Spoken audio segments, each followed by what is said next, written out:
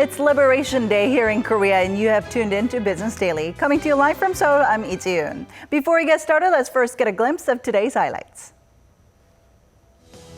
Korea ranks 8th overall with its flagship companies competing in a virtual Olympics among the world's top 500 businesses, stepping away with 1 gold and 2 silvers.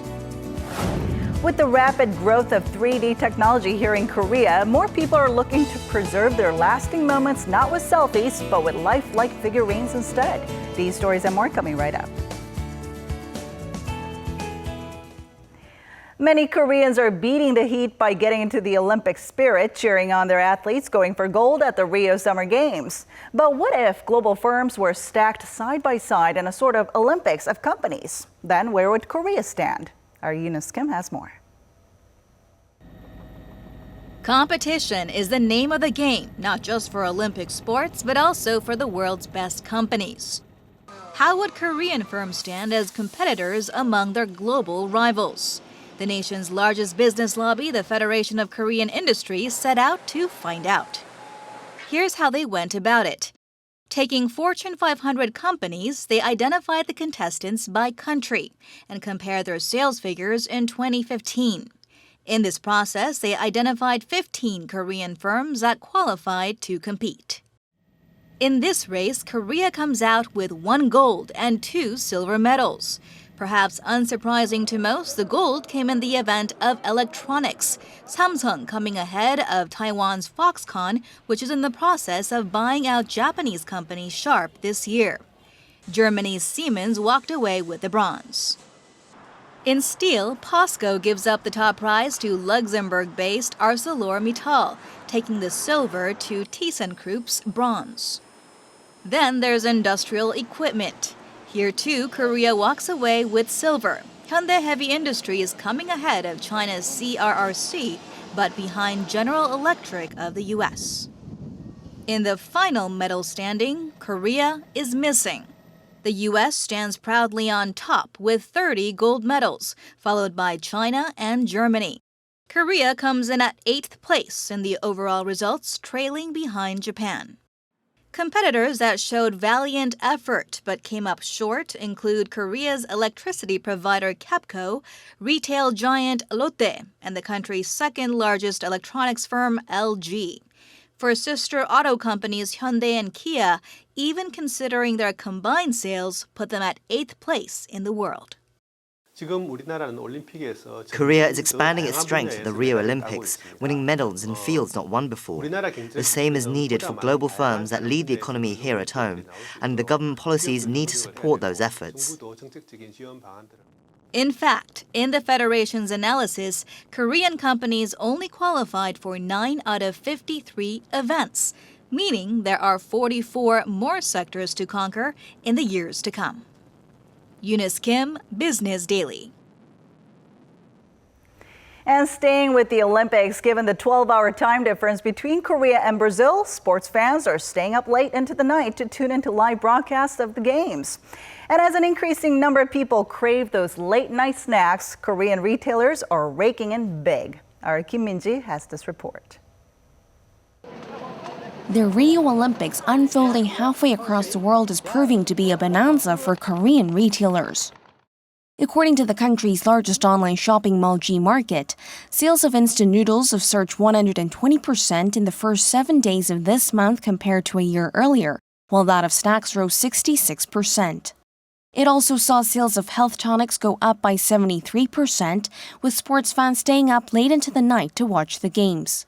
Another online shopping website, 11th Street, reported a 75% on-year surge in HD TVs, along with processed foods like dumplings and pizza that rose nearly 80%. Retailers stand to gain a lot during this period, but none like convenience stores. Leading 24-hour chain CU says in the first 2 days after the start of the games, sales between midnight and 3 a.m. accounted for 10.5% of the total lock during the 48-hour window. That's a big leap from the 8% average posted for those hours in the first half of the year.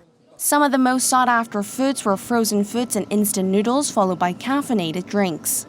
Spending at convenience stores has risen in the past as well as during international sporting events, according to the country's largest credit card issuer, KB Kookmin Card.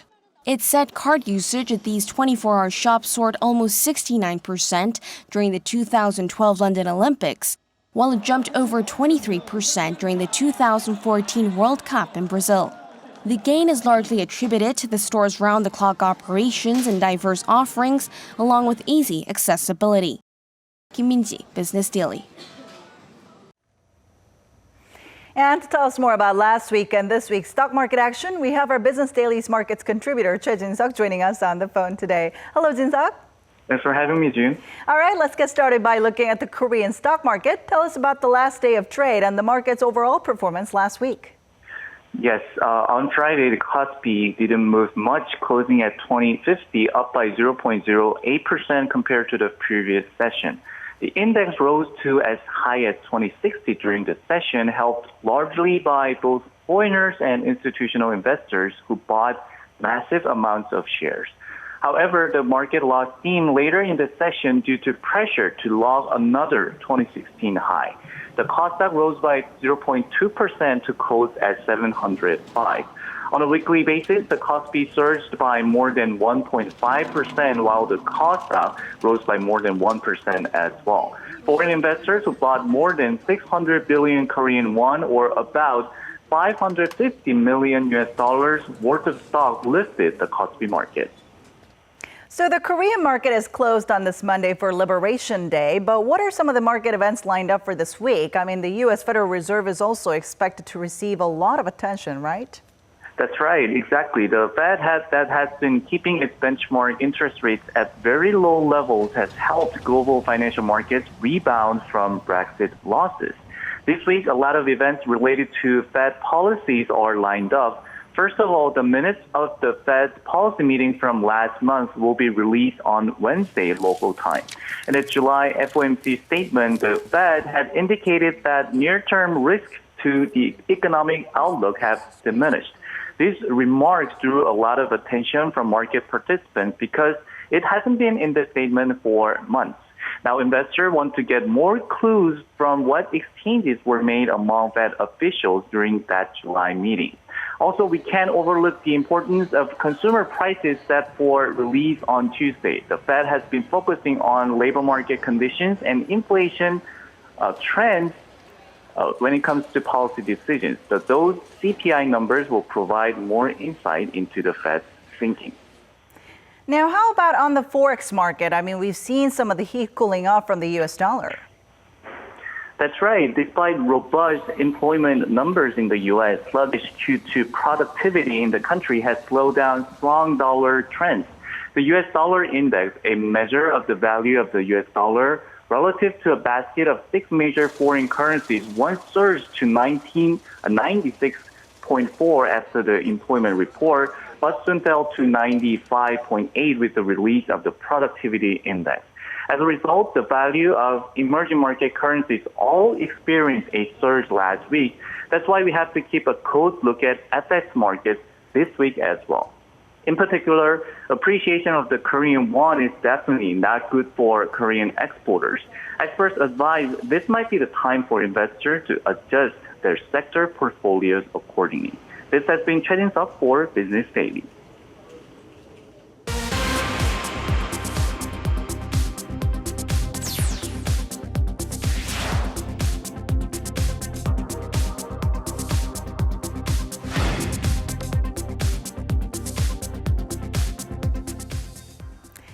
It may be Liberation Day today, but there are plenty of workers who are spending the holiday at the office. Korea is infamous for its demanding work culture, but then there are some leading a drive to offer extras to ensure their employees' health is taken care of too. Our Park Se-young shows us a few examples. Fruit salad sandwiches and scorched rice porridge. It's not a spread at a hotel, but at an advertising firm in Seoul called Inocean. The Hyundai Motor affiliate offers free breakfast for its employees at its cafeteria to ensure they're fed amid the late and irregular work hours. Starting the day with breakfast like this helps me concentrate, and I just feel a lot better. It's not the norm yet for a country ranked dead last in work-life balance by the OECD. But slowly but surely, Korean firms are showing they understand that being successful in the long run requires healthy workers for the long haul. Step by step, at Daeung Pharmaceutical Company, a stairway gets a facelift to entice its busy employees to take a stroll amid visual cues and calming music. Now about half of the staff are set to use the stairs. It's bright, there's music, and pictures entertain the mind. It's better than just mindlessly climbing the stairs. At the building's balcony, there's an area to learn climbing.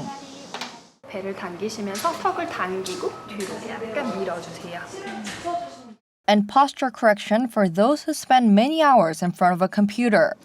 This publisher Ungjin Think Big applied an employee suggestion and created spaces for massages under $1 and skincare for less than $5. The services have been so popular, a limit had to be applied, 2 times per month per individual. Getting skincare elsewhere requires time and it's not cheap. Having it here is really convenient, and the break itself is quite rejuvenating. Koreans are some of the most overworked global citizens, well surpassing the OECD average in working hours. 23% clock in more than 50 hours per week. In their drive to become respected global companies, more will need to adopt the mindset that having a healthy team is essential to having a competitive business. Park Se-young, Business Daily. Now, when you want to capture this special moment in time, what do? Whip out your phone and take a photo? Well, it turns out here in Korea, there's a new technology that's winning over consumers for providing a much more lifelike experience. Our Lee Joo-young takes you there. Aside from creating a photo album for her 2-year-old son, Im Soo-jung has something else in mind. Making her little boy a very own miniature figurine of himself. Just a step into this photo booth equipped with 100 DSLR cameras allows for a flurry of simultaneous shots from all angles. He's reached that age of doing so many cute things. I wanted to get my son a 3D figurine to show him what I can't capture with photos. These figurines are made by a 3D printing startup IOYS, or I'm on your side. The manager says the small sculptures are particularly popular among foreign tourists, who account for roughly 70% of total sales.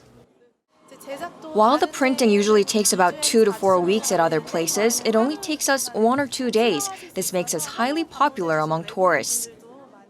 They're also a hit among pet owners. He's now 3.5 to 4 years old, which means he's in his 30s in human age. I wanted to capture him at his best age. The 3D printing sector is slowly growing in Korea, partially lifted by government initiatives to foster it into a future growth engine in the near future.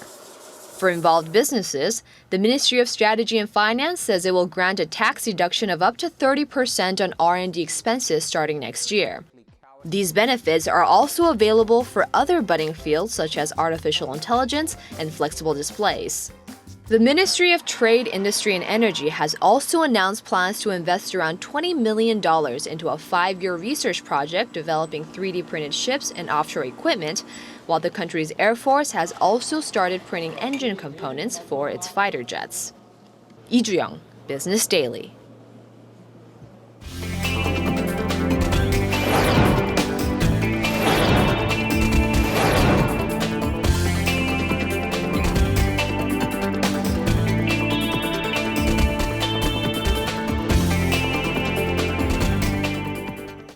And that wraps it up for today. Thanks for watching, and we'll be back tomorrow with more business news that matters to you. Until then, goodbye.